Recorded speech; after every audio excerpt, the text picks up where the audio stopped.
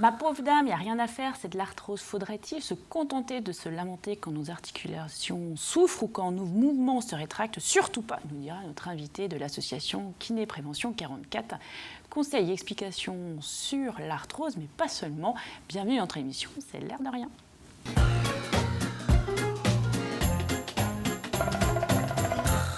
Bonjour Gilbert, bonjour Yves-Lise. Nouvelle chronique cette semaine. Gilbert, vous allez nous dire qu'on est très très fort. Oui, très très fort. On nous a communiqué les résultats du tri, pour les emballages notamment, et la Vendée, c'est le champion. Quand les Vendéens s'intéressent à leurs poubelles, ça fonctionne.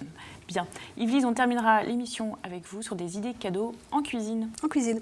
Voilà, avec des choses que vous avez bien aimées, qui peuvent donner des bonnes idées. Tester et approuver. Très bien. Avec nous aujourd'hui, Corentin Guillotot. Bonjour. Donc, vous êtes kinésithérapeute. Absolument. Et vous êtes un membre actif de l'association qui s'appelle Kiné Prévention 44. Absolument. Donc, votre job au sein de l'association, c'est de faire de la prévention. Exactement. Des actions pour agir avant d'avoir mal, avant que les gens aillent au cabinet, en fait. L'idée, c'est de pouvoir se faire du bien, aller bien, sans attendre d'être dans la douleur, dans le soin. Oui, parce que vous allez nous le dire et nous l'expliquer, quand on a mal, c'est qu'on a trop attendu. Voilà, c'est un voyant de trop tard, c'est qu'on est déjà dans le éviter que ça empire et ensuite aller mieux. Donc c'est déjà une démarche plus longue, mais on peut agir avant d'avoir mal, se faire du bien. Alors, l'association qui est basée en Loire-Atlantique intervient un petit peu au-delà de ce territoire, puisque vous faites des interventions aussi en Vendée, par exemple. Tout à fait. Auprès de plusieurs publics, dont les seniors. Qui nous intéresse aujourd'hui. C'est pas trop tard de faire de la prévention quand on a plus 20 ans? Non, au contraire. C'est vraiment cette idée qu'on veut casser, ce côté de c'est trop tard, je suis fichu pour fichu, il n'y a plus rien à faire. Au contraire, ce qu'on veut, c'est ok, aujourd'hui je suis peut-être douloureux, mais je peux aller mieux. L'idée, c'est d'aller un peu mieux chaque jour, de trouver comment faire, ou prendre du plaisir, et ne pas se contenter de je suis dans un cercle vicieux où j'irai toujours plus mal. Oui, la seule solution serait les médicaments. Oui, alors, c'est quand il y a besoin de médicaments, il faut les médicaments. Ça, c'est du soin. Par contre, c'est vrai qu'il y a cette idée de sinistrose, un petit peu de cercle vicieux, où la douleur prend une place telle qu'il n'y a plus que ça dans la vie. Il n'y a plus d'à côté. On essaie de promouvoir l'idée qu'on peut faire autre chose, bouger, se faire du bien. Le mouvement, ça nous est très cher en kiné. Kinésithérapie, ça veut dire soigner par le mouvement. Le mouvement, c'est une burette d'huile du corps. C'est vraiment ce qui donne de l'huile, ce qui fait du bien. Et le corps a besoin de mouvement. Donc moins on bouge, plus on a du mal à bouger, etc. Donc on veut casser ça. Alors si on prend le cas de l'arthrose, ça je pense qu'on a tous entendu, ou même on le subit, l'arthrose, plus on vieillit, plus elle est présente, et c'est normal, non? Oui, l'arthrose c'est de l'usure. Ouais. Donc c'est pas une fatalité, ça va, on va dire, de pair avec les rides et les cheveux blancs. On ne s'inquiète pas quand on a des cheveux blancs. L'arthrose précoce, si on s'inquiète, Gilbert, quand on a les cheveux blancs. Il y a des gens très élégants qui ont des cheveux blancs. Tout à fait, il y a plein d'exemples. Mais ce que je veux dire, c'est que quelqu'un qui a de l'arthrose à 40 ans, c'est un problème. Peut-être qu'il y a une surstimulation, ou il s'est retrouvé avec un accident, un choc, une fracture, ça c'est possible. Mais l'usure, c'est quelque chose qui vient avec le temps, mais on peut aller mieux, c'est pas irréversible. Alors quand vous dites usure, qu'on comprenne bien, parce que là vous en avez. Oui. On peut empêcher l'usure ou on peut réduire la douleur de l'usure. Tout à fait. Alors, ce qu'on peut faire, c'est commencer à montrer comment ça peut se développer. Alors là, on a des vertèbres, c'est ça? Voilà, c'est des vertèbres, c'est un petit modèle réduit Oui, parce que sinon, c'est pas quelqu'un de très grand. Ouais. Voilà, tout à fait, ce sont des vertèbres lombaires. L'idée, c'est de montrer une vertèbre qui est saine, ici. Donc ça, c'est la vertèbre. Et puis ça, c'est un disque, le fameux disque intervertébral. Quand on entend parler de hernie discale, c'est ce disque-là qu'il s'agit. Celui-là, il va très bien. Il va très bien, c'est un disque qui est bien hydraté, il est en bonne santé. Et le problème, c'est qu'avec l'âge, des fois, ça se tasse un peu. Le poids peut tasser, les tensions musculaires aussi. Et ça, on n'y pense pas. Les tensions, c'est quelque chose qui comprime. Et alors ça, c'est valable sur des vertèbres lombaires, le bas du dos, mais c'est valable pour un genou aussi. C'est d'autres muscles, mais c'est cette idée que c'est comprimé. Alors, quelqu'un qui est jeune, qui est sportif, il va avoir des douleurs au ménisque, on entend ça des fois, Oui. mais on ne parle pas forcément d'arthrose. Mais l'arthrose, si on s'enraidit, ça ne vit plus, quoi. C'est pas quelque chose qui est pompé, qui se nourrit du mouvement, c'est quelque chose qui est figé. D'accord. Donc l'usure, alors là on est sur quelque chose de sain et puis qui va de pire en pire. Là on est vraiment à un stade où c'est... Voilà, Donc il n'y a presque plus de matière entre les deux vertèbres. Voilà, si j'enlève le disque, il est très très fin. On voit ici. C'est même rouge. Alors, rouge. Quand on dit qu'il est usé, c'est vraiment qu'il est usé. Voilà, il est usé. Là on est à un cas qui est assez important. On n'est pas dans quelque chose de très joli. Il faut s'imaginer qu'à l'intérieur de ce disque-là, il y a une bille très dense, très dure, et avec l'usure, elle peut s'abîmer. Là, on est dans un état où il est carrément éclaté, comme s'il avait éclaté. Et donc, on est dans quelque chose de très fin, de très abîmé. Mais avant d'être à ce stade-là, on peut agir pour hydrater, donner du mouvement. C'est une éponge, un disque. Une éponge, si vous la laissez près de l'évier, vous l'oubliez, elle s'assèche. Oui. Elle devient friable. Et donc ce qu'on veut, c'est plutôt l'hydrater, d'où l'important de boire de l'eau, et donner du mouvement. Donner du mouvement, c'est des petits mouvements du dos, ramener ses genoux tout doucement le long du dos, bouger, marcher. Donc ce serait ça, si je fais alors je sais que vous n'aimez pas parler de bons gestes, on va y revenir, mais si je fais certains mouvements, je peux ralentir, limiter mon arthrose. Tout à fait. Ce qu'on veut fuir, c'est l'enraidissement. Je parlais de cercle vicieux tout à l'heure, c'est moins on en fait, moins on peut en faire, moins on a envie d'en faire. En bougeant, alors il faut allier aussi le plaisir, il faut que ce soit une activité où on prenne du plaisir, et en bougeant, on va permettre à ces zones de revivre un petit peu, qu'il y ait du mouvement. Si on laisse s'enraidir, je prends par exemple l'exemple du genou, l'arthrose du genou est quelque chose qui est assez problématique. Le costume musculaire autour de ce genou, se situe dans les cuisses et dans la jambe. Et quand on s'enraidit, on a du mal, il faut imaginer que le genou est tassé. Donc de venir faire des mouvements, là je suis allongé, mais par exemple de tendre la jambe, de relever les orteils, on va sentir que ça tire un peu derrière. Oui. Ce petit mouvement tout simple, tout le monde peut le faire. Il n'y a pas besoin de faire du squash, du sport, de l'activité physique. Ce n'est pas forcément de la compétition. Ça peut être... Alors, l'arthrose des vertèbres, je suis un peu concernée, enfin il paraît. Des cervicales. Oui. Voilà, donc là, clairement, ça peut poser des problèmes vraiment dans le quotidien, pour conduire. On ne peut plus gérer ses angles, pour prendre des choses un peu en hauteur. On voit souvent des personnes très âgées qui ont du mal à relever la tête. Oui. Alors, ça peut être lié à beaucoup de choses. C'est vrai qu'on pense tout de suite aux muscles du cou, mais des fois, c'est un enroulement qui est global. Et comme on s'enroule, on est obligé de forcer sur les cervicales pour se redresser. Oui. Et un travail statique constant dans les muscles pour nous redresser, parce que sinon on regarderait toujours nos pieds, s'y associe. Et qui dit muscle qui travaille de manière constante, dit douleur. Le cœur, c'est un muscle, il se contracte, il relâche, il se contracte, il relâche. Donc quand on travaille de manière constante, on associe des douleurs du muscle. Et ensuite, on rajoute toujours cette tension sur les vertèbres. Donc, des fois, c'est intéressant, si on est rendu à un stade où ça commence à être abîmé, de se dérouiller, faire un dérouillage matinal, des petits mouvements au niveau des cervicales, quelque chose de doux, sans forcer. Son corps, il faut, travailler avec lui. C'est pas une confrontation. Donc, cette idée de faire des mouvements pour s'échauffer, c'est pas forcément un échauffement, mais se mettre en route le matin, comme on ferait chauffer le moteur d'une voiture pour que tout le brouillard d'huile se mette dans les rouages, c'est cette idée. Le mouvement, c'est l'huile dans les rouages. Quelle est la part d'effort physique, de mauvais gestes, et l'autre part qui peut être un petit peu, psychologique, de conditionnement, je ne sais pas si je me fais comprendre. Par rapport à la douleur, oui. Ou mieux, en fait, c'est un tout. C'est vrai que si vous vous concentrez sur la douleur, ça vous crispe, oui.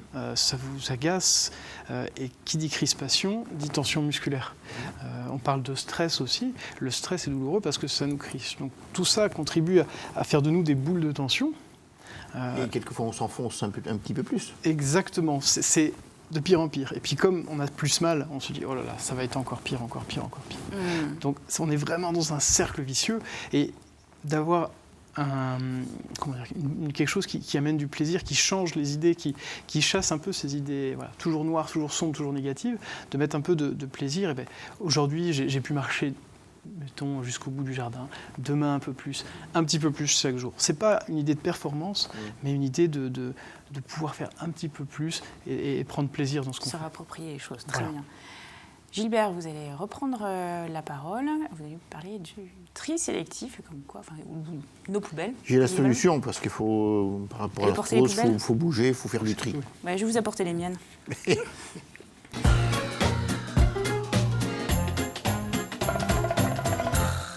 Alors, la Vendée est en tête du tri sélectif. Oui, les Pays de la Loire se défendent déjà très très bien, puisque c'est la deuxième région après la Bretagne en termes de résultats de tri pour les emballages.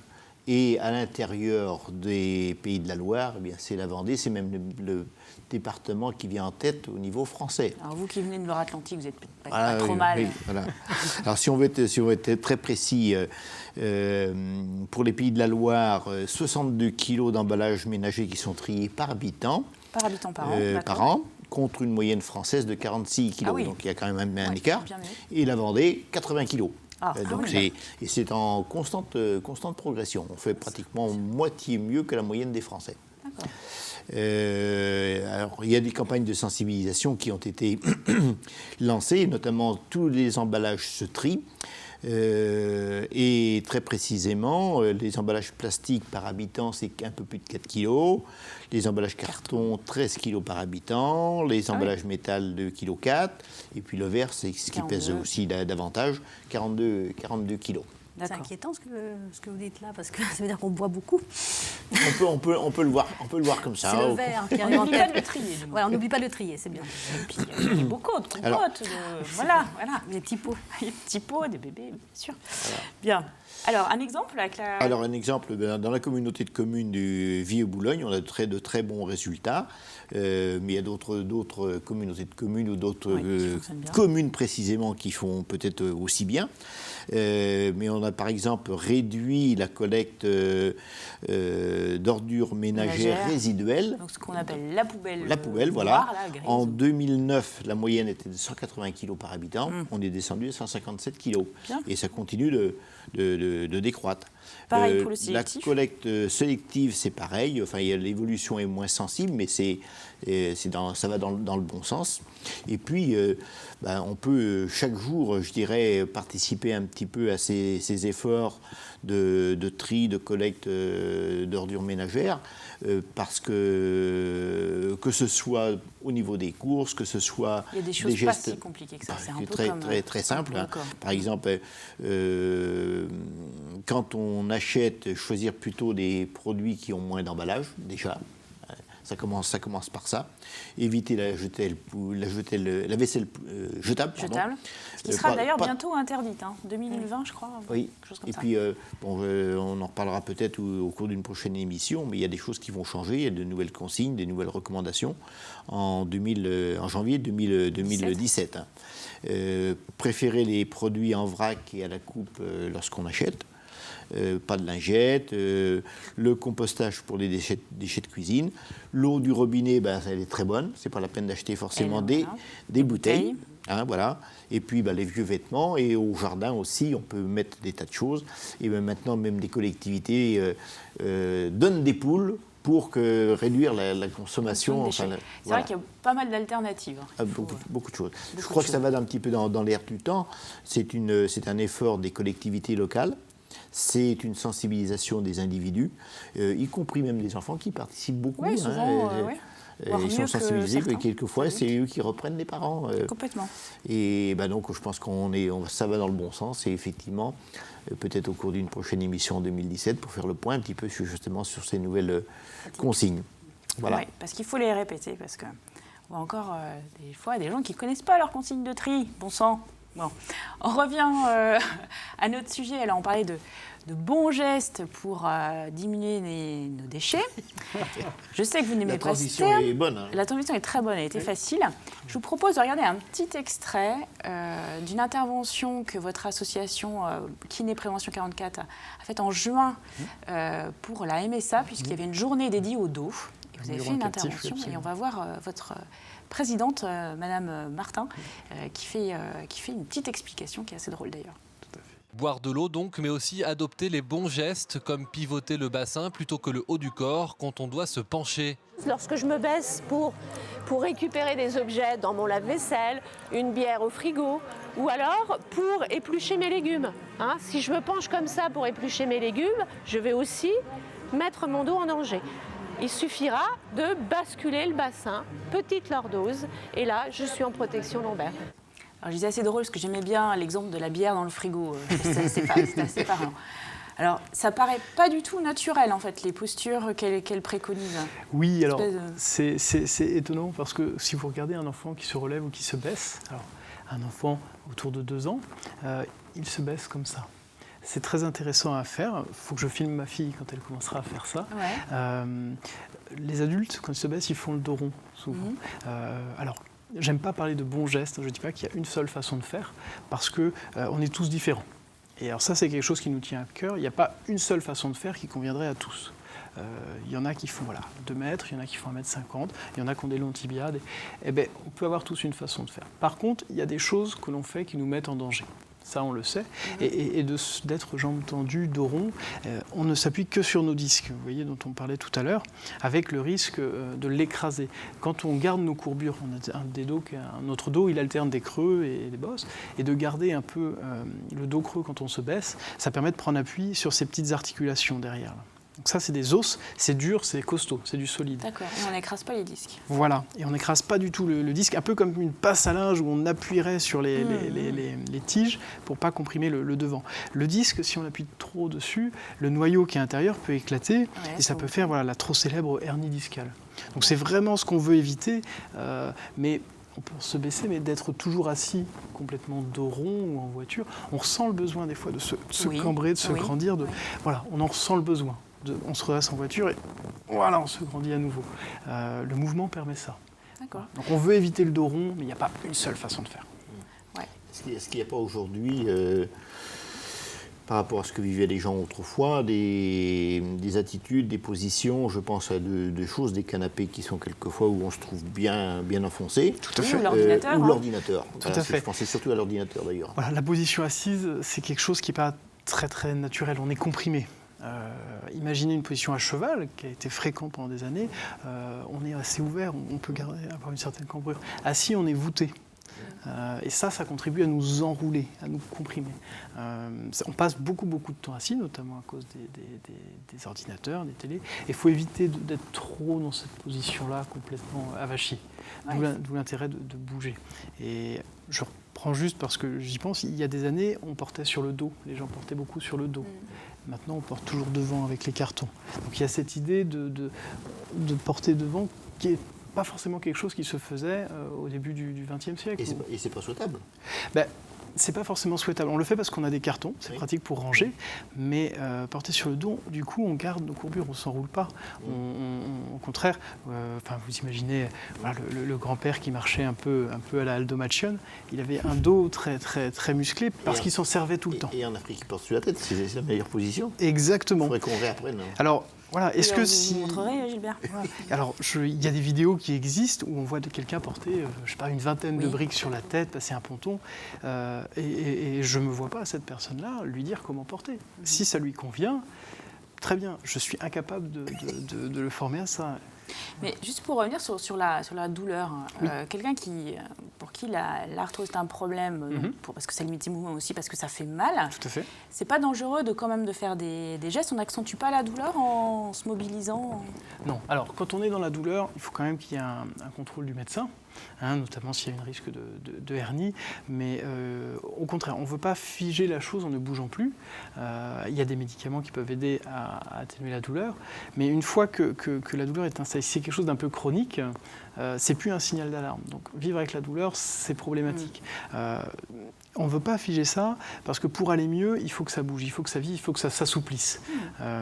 Si vous avez des muscles, des cuisses un peu raides, tout va dans le sens de la compression. Ouais, encore une fois. Et au contraire, plus on bouge, mieux on va aller. Mais il ne s'agit pas de faire un marathon, il s'agit pas de... ça peut être quelque chose qui plaît. Une marche dans l'eau, c'est extraordinaire, puisqu'on n'a pas notre poids qui nous comprime. C'est quelque chose qui est génial. On bouge, il y a du plaisir. Mais si vous avez horreur de ça, Allez vers quelque chose qui vous plaît. Donc on peut interpeller son médecin généraliste en disant est-ce que vous pouvez me prescrire des séances avec un kiné ou oui, c'est comme ça qu'il faut faire J'aurais une question un peu malicieuse, moi, par rapport à la prévention. Est-ce qu'on ne fait pas fuir les gens de chez le cabinet ? Ah oui, voilà. Mais, tout à fait. C'est vrai que dans nos cabinets, on est saturé. Je ne connais pas un kiné qui dit qu'il manque de monde. Il n'y a pas de chômage dans cette profession. Beaucoup dans l'association viennent à la prévention parce qu'ils sont frustrés. Ils se disent, mince, cette personne-là, j'aurais pas dû la voir dans cet état-là. C'était évitable. C'était évitable. Donc on veut agir avant. Et on veut tout à fait que les gens n'aillent pas chez le kiné. Alors, on ne fait pas de concurrence au kiné, au contraire. Quand on demande à son médecin du kiné, on est dans le soin, c'est vrai. Alors, le kiné, il peut donner des conseils d'hygiène de vie, en fin de traitement, voilà. Mais de gestes à faire. De gestes à faire, de petits mouvements, parce qu'on est dans le soin, donc dans une pathologie spécifique. Mais des choses que tout le monde peut faire, c'est des petites choses au quotidien, changer des petites choses, des petites habitudes pour aller mieux. Ne pas croiser les jambes, par exemple. Alors, mais c'est intéressant de voir. On est assis, on a tous une posture différente. Certains croisaient la jambe droite sur la jambe gauche, d'autres la jambe gauche sur la jambe droite. On est tous différents. Il n'y a pas une bonne position. Souvent, on me dit, voilà, là, je suis bien assis. Voilà. Ben oui, mais si on n'y reste pas, c'est qu'on n'est peut-être pas si à l'aise. Donc des fois, on se met comme ça et puis on bouge. Il faut bouger. Il faut bouger. Il n'y a aucune bonne position si elle est maintenue trop longtemps. Très bien. Il faut bouger. Alors, ce qu'on peut conseiller aux gens, c'est peut-être vous inviter à faire une conférence ou un petit atelier au sein de l'association, d'un rendez-vous. Tout à fait. On fait des conférences auprès du grand public ou alors dans le milieu du travail. Ou même parfois pour les mutuelles, pour bien préparer sa retraite. Ils peuvent nous contacter via le site internet kinéprevention44.com. Il y a toutes nos coordonnées dessus. Très bien, super, merci beaucoup. On va faire toujours Avec plaisir. très attention. Yves-Lise, on termine l'émission. Bougez, il ne faut pas être rigide. Vous êtes rigide. On passe en cuisine. On passe en cuisine, tout à fait.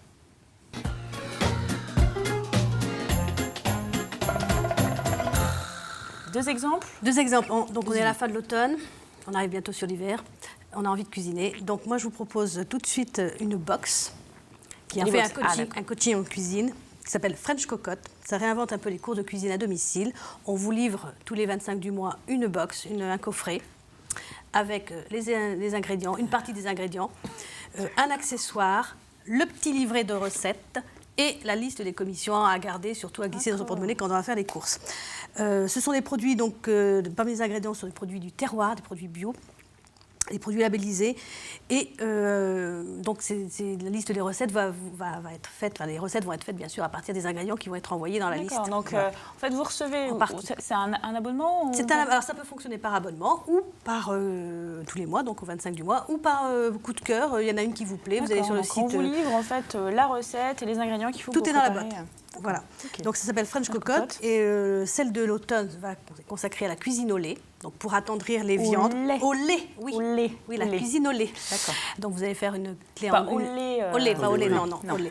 Une crème anglaise inratable. Ils ont la recette, ils ont le petit truc qui va faire qu'elle va tenir. Mais aussi le lait en utilisation pour attendrir la viande. Ah oui. On ne connaît pas beaucoup. Donc ça, c'est des trucs de chef. Il y a aussi la box pour les petits farcis. Donc les légumes, le fromage, le pain, les champignons farcis. Et pour Noël, il y a une troisième box qui va sortir bientôt. Donc pour maigrir. Non, pas pour maigrir. Non, c'est la cocotte de Noël, c'est très festif. Il y a des épices de Noël, ça va parfumer un petit peu vos cakes et vos mousses de fête. Voilà, et puis ça va réjouir un petit peu vos papilles. Et ça coûte ? Et ça coûte 24,90 € à l'unité quand vous le prenez sur un coup de cœur, ou alors par abonnement 19,90 €, ce qui est quand même plus intéressant. Voilà. Deuxième tas d'accessoires qui est sur la table, là, ce sont les petits ustensiles de cuisine pour les enfants. Donc dans un kit proposé par ça marche bien, ça. la marque de jeux Clémentoni. Donc ça, c'est l'atelier pizza. Donc il y a un petit rouleau à pâtisserie, il y a des moules, il y a des découpes, il y a une petite manip même. Oui. Donc nous, on l'a testé en famille. On sait ce que c'est. Donc il y a aussi des recettes. Nous, on l'a testé en famille. On a fait donc 2 poissons, des pizzas poissons et des pizzas nounours. C'était très sympa.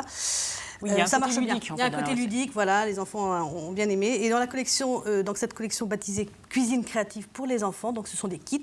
Il y a aussi la même chose pour les douceurs chocolatées. Voilà. D'accord.